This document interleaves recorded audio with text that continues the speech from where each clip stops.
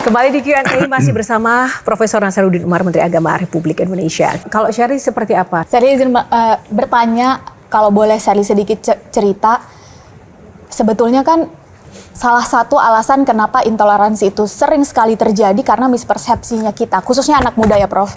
Kami gagal atau kita gagal membedakan mana ajaran agama dan pemeluk dari ajaran itu Prof. Semisal, seorang muslim melakukan tindakan A Prof. Dan akhirnya dia dihakimi bahwa itu adalah wajah Islam. Terlebih kalau itu adalah sesuatu yang buruk.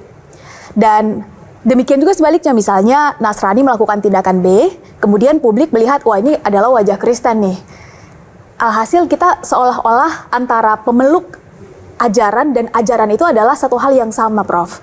Sehingga jadi sangat relevan, Prof, ketika Habib Nurmagomedov, seorang juara UFC tak terkalahkan dari Dagestan Rusia, pernah mengatakan yang ini kena banget bagi kami khususnya anak muda Prof, bahwa non muslim itu tidak membaca Al-Quran dan mereka juga boleh jadi tidak membaca Al-Hadis. Yang mereka baca adalah kita, perilaku kita. Maka jadilah cerminan wajah Islam yang baik.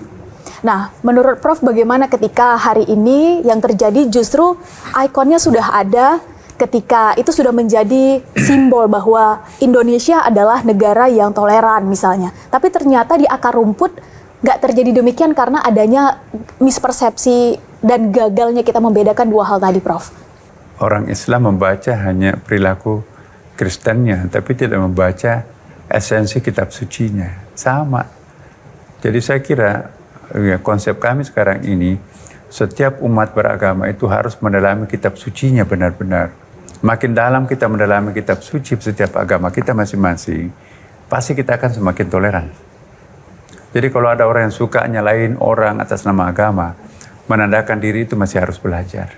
Tapi kalau sudah tidak menyalahkan orang lain, sibuk menyalahkan orang lain, tidak juga meratapi kesalahannya sendiri, tapi diam-diam menyelesaikan persoalan tanpa menepuk dada, itulah yang saya tadi maksudkan sudah arif ya. Jadi kalau kita ingin mencapai puncak-puncak kearifan ya, gunakan referensi akalnya dan referensi batinnya. Tepuk tangan untuk Profesor Nasaruddin. Yang spesial lagi dari Prof Nasaruddin itu sebenarnya bukan hanya nilai-nilainya, tapi posisi beliau adalah salah satu dari 7 penasehat Kerajaan Arab Saudi yang berasal dari luar Arab.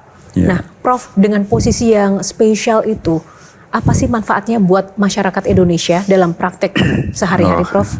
Ini juga miracle juga buat saya. Waktu itu di Amerika ada seminar ya. Terus saya ditelepon pakai berbahasa Arab. Pakai bahasa Arab, ternyata itu dari Pak MBS ya. Muhammad bin Salman, ya, putra mahkota ya. Ya.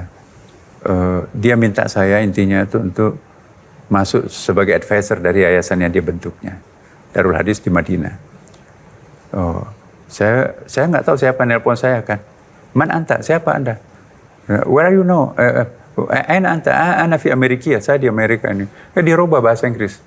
Akhirnya saya kok menangkap ya, rasa bahasa Inggrisnya itu lebih terasa diplomatisnya ketimbang bahasa Arab. Nah, saya minta anda masuk menjadi advisor. Tentu saya tanya, why me? How do you know me? Oh, I know you. Pokoknya minta. Oh ya, saya langsung kan ini kan bukan ajakan sembarangan kan. Saya pikir banyak, ramai-ramai, mungkin ratusan orang. Saya di Indonesia kan. Oke, it's okay. Tapi begitu ada SK-nya, loh, cuma 7 orang. Nah, saya di situ sendiri merasa orang non-Arab gitu kan. Jadi saya tanya, kenapa? Saya juga heran, CV kurikulum vitae saya kok lebih 20 halaman di situ.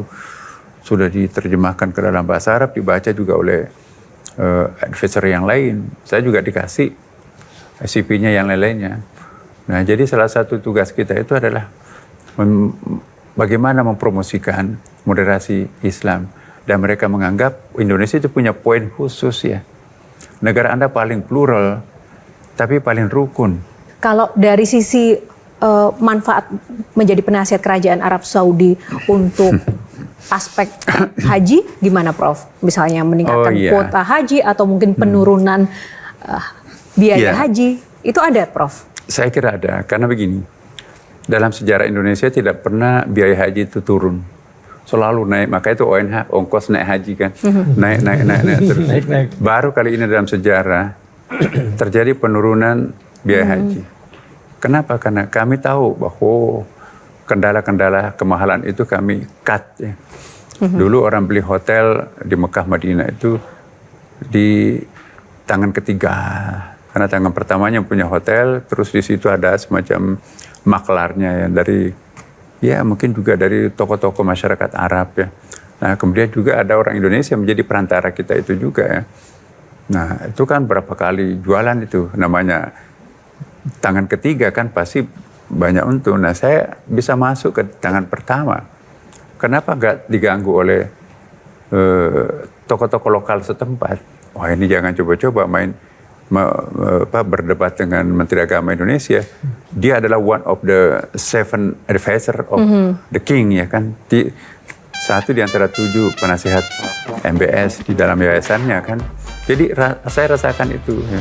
Jelajahi cara baru mendapatkan informasi. Download Metro TV Extend sekarang.